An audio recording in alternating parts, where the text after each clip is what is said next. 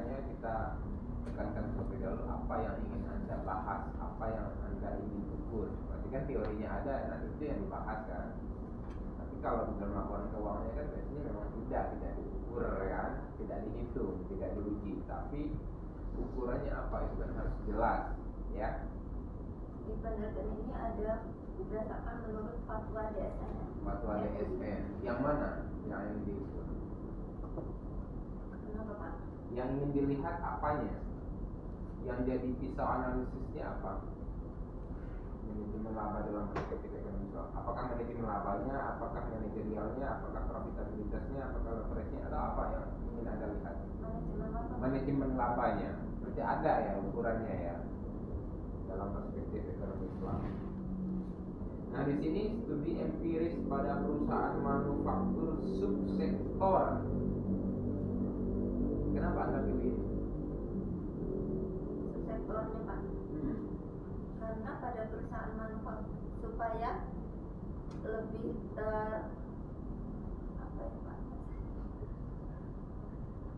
lebih apa?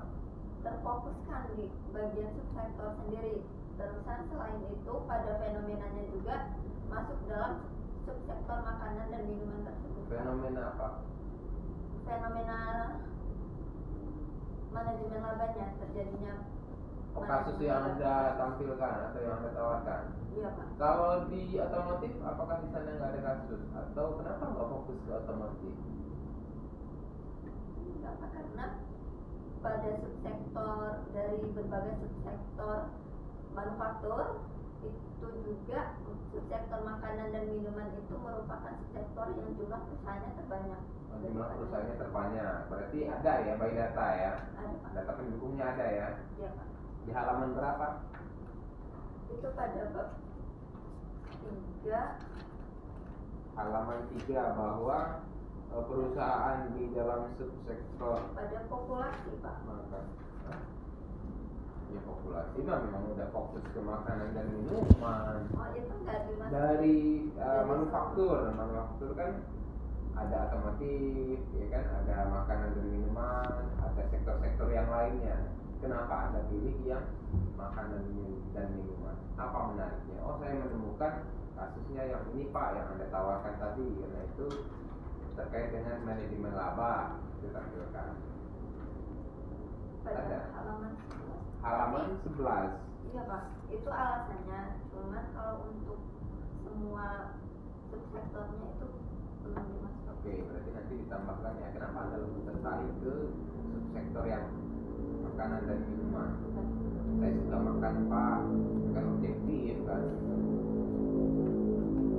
Harus yang objektif, kalau suka makanan yang lain juga suka makanan, kan tidak objektif nanti alasan.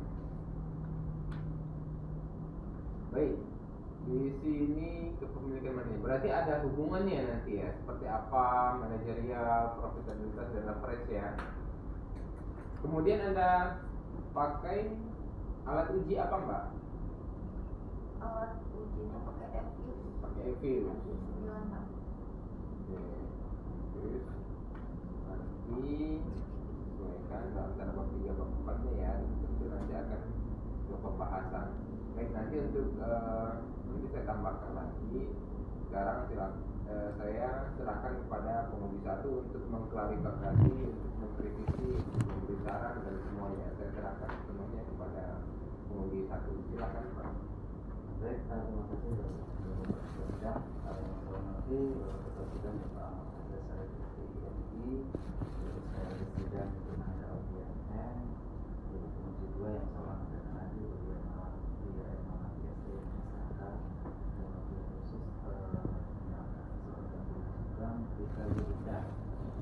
Assalamualaikum warahmatullahi wabarakatuh. Baik, Ika, kamu dalam kondisi sehat? Alhamdulillah. Emang suaramu seperti itu?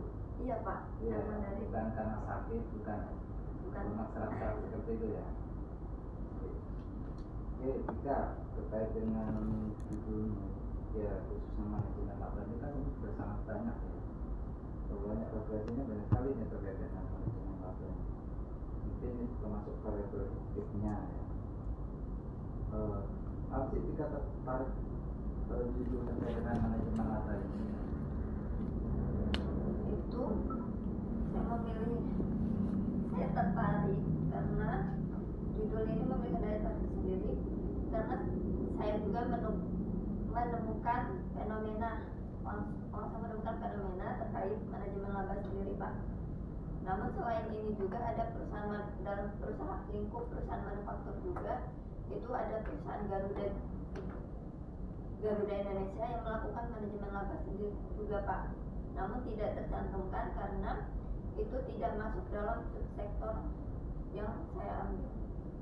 Maksudnya menemukan fenomena apa? Fenomena terkait kasus manajemen laba seperti pada PT 3 Pilar Sejahtera Food Tbk atau Aisyah yang diduga melakukan penggelembungan senilai 4 triliun. Dari hasil investigasinya juga terhadap laporan keuangan perusahaan tersebut menyatakan bahwa adanya temuan terhadap dugaan overstatement senilai 4 triliun. Kemudian ditemukan juga penggelembungan pendapatan sebesar 662 miliar dan penggelembungan lain sebesar 329 miliar. Itu sumbernya dari mana?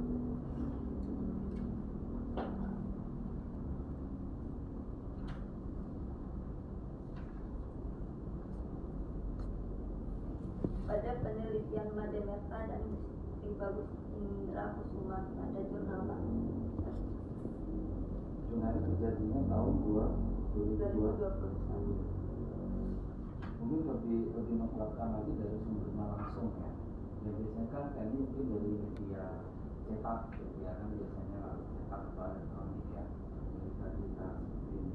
Mungkin lebih mengungkapnya itu yang saya ngambil dari hasil penelitian lain, itu tidak berarti emang datang data yang akurat, sumbernya sumber langsung, dari websitenya, contohnya dari Kompas, atau yang lainnya Republik atau Republika atau yang lainnya seperti itu. Jadi bukan ngambil dari penelitian yang lainnya. Ya. Oke, terus terkait dengan variable X, ini kan ada apa? Ada 3 ya, manajerial, database, dan database. Nah, terkait dengan manajemen laba ini apakah hanya 3 variabel ini? Tidak, Pak. Ada variabel yang lain juga? Ada, Pak. Yang mempengaruhi. Kenapa ngambil 3 ini? Apa alasannya? Kenapa nggak ngambil yang lain juga? Yang lain contohnya apa selain 3 ini? Ukuran perusahaan. Ya? Ukuran Perusahaan. Terus selain ukuran perusahaan?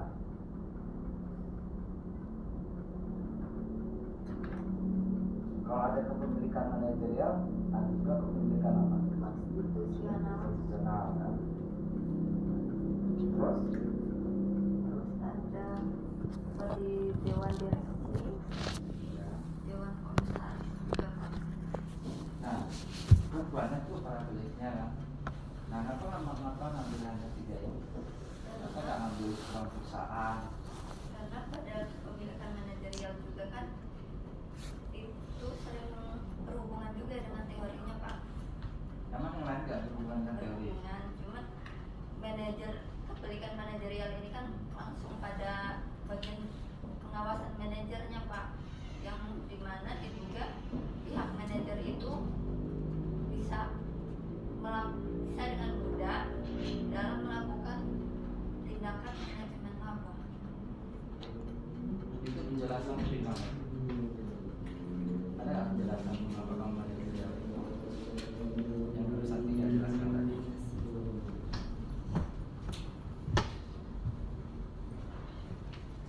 Ini, Pak, keberadaan kepemilikan manajerial itu dapat berperan sebagai pihak yang dapat menyatukan kepentingan antara manajer dan pemegang saham sehingga dapat mengatasi konflik kepentingan antara keduanya dan menekan terjadinya manajemen laba.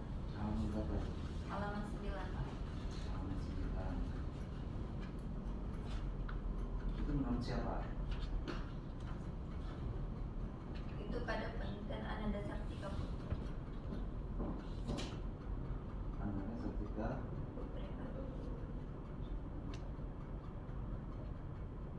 Oke, terus yang terkait variabel selanjutnya?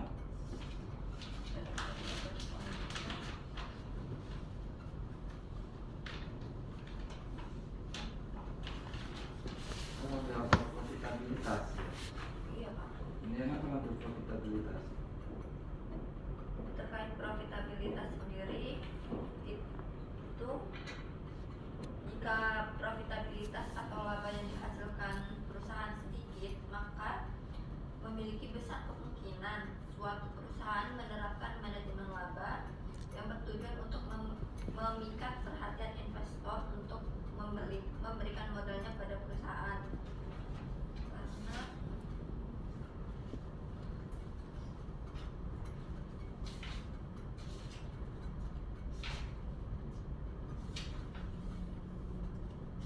profitabilitas dapat mempengaruhi terjadinya manajemen laba, di mana tinggi profitabilitas dapat meminimalisir terjadinya manajemen laba. Saat profit tinggi, laba yang dihasilkan juga tinggi, sehingga membuat para investor lebih mengawasi laba karena berpengaruh terhadap besaran dividen yang dibagikan, sehingga lebih sulit untuk manajemen melakukan manajemen laba. Itu di mana itu, Pak? Pada halaman 50. 50. Itu penjelasannya apa? Landasan teori? Hipotesa? Hipotesis, Pak. Di latar belakangnya ada? Di latar belakang. Iya. Menjadi tadi.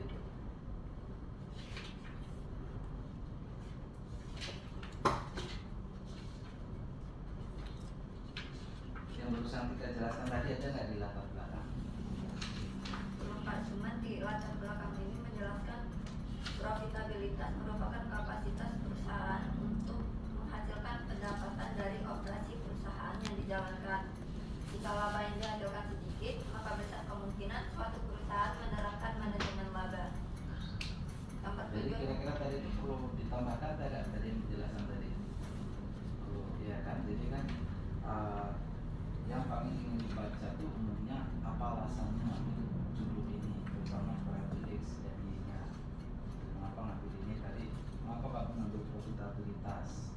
Ya, apa hubungannya di situ? Nah itu kan dijelaskan di latar belakang. Jadi kan tahu alasannya ngambil profitabilitas karena seperti ini, bla bla bla seperti itu. Karena kan para prediksi kan banyak yang terkait dengan manajemen apa yang Bapak katakan tadi. Tapi kan kamu nggak ngambil semua, hanya beberapa. Jadi kamu harus ada alasan kenapa ngambil hanya beberapa ini. Ya kalau itu dibuat ditambahkan nanti di latar belakang. Ya. Iya, Pak. Dan sumbernya juga ya. Baik, Pak. Yang selanjutnya apa terkait kalau leverage bagaimana? Untuk leverage itu perusahaan yang memiliki tingkat rasio leverage tinggi akibat besarnya jumlah utang dibandingkan dengan aset yang dimiliki perusahaan diduga melakukan manajemen laba karena perusahaan terancam default, yaitu tidak dapat memenuhi kewajiban pembayaran utang tepat pada waktunya. Oleh sebab itu berusaha menghindarinya dengan cara membuat kebijakan yang dapat meningkatkan pendapatan maupun laba dengan melakukan manajemen laba.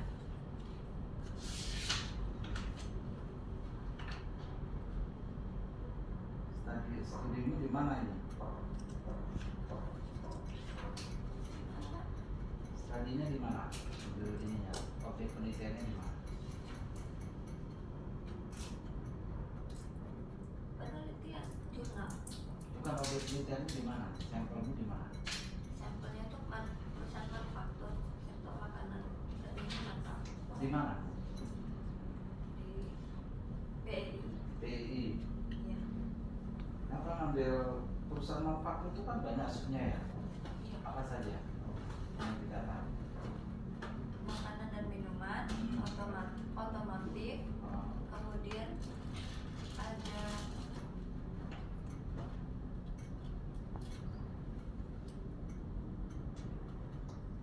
Ada apa? Pak, Kan banyak kan perusahaan manufaktur itu kan? Banyak dua itu kan? Nah, apa ngambil sektor makanan dan minuman? Apa nggak ngambil yang lain? salah satu alasannya perusahaan pada manufaktur itu subsektor makanan dan minuman merupakan jumlah perusahaan yang terbanyak daripada subsektor yang lainnya, Pak. Jumlah yang terbanyak. Artinya mana jumlah yang terbanyak? Intinya belum ada, Pak. Nah, jadi orang akan percaya nggak? Kalau itu banyak Pak perusahaannya Pak dibandingkan submanufaktur yang lain, tapi mana datanya? Ya, jadi di sini nanti harus ada alasan yang jelas ya. Kenapa kita ambil sub yang makanan dan minuman? Ya, di samping tadi ada fenomena kan yang kita jelaskan terkait dengan perusahaan di manufaktur yang sub makanan dan minuman, juga dibuat dengan dasar bahwa di sub makanan minum perusahaannya lebih banyak dibandingkan yang lain. Kalau emang itu tambahkan situ tabel datanya. Ya, jadi kan kalau situ jelas walaupun dirimu mengatakan banyak itu ada datanya dan buktinya. Ya, nanti ditambahkan ya.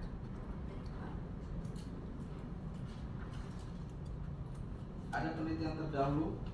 Ada Pak.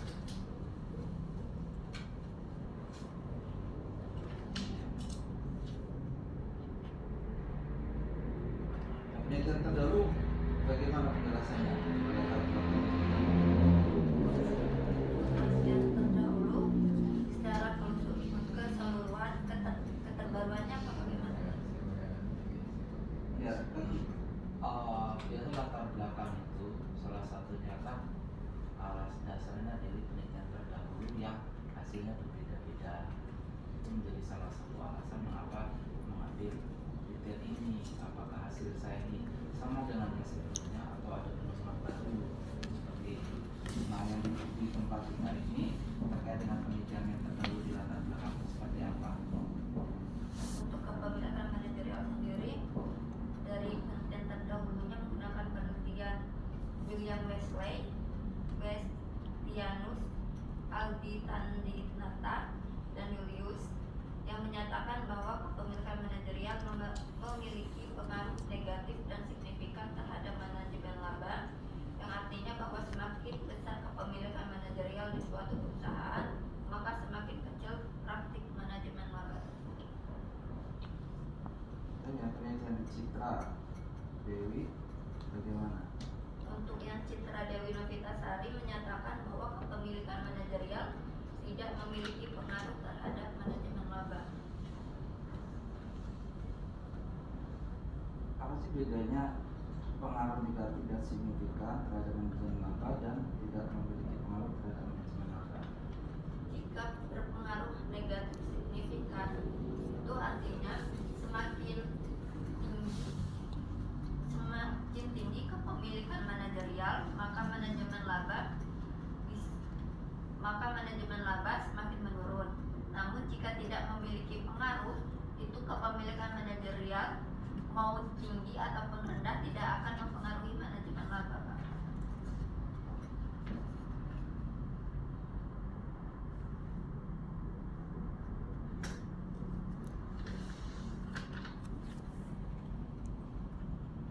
Halaman 23. Coba dibuka halaman 23. Ya.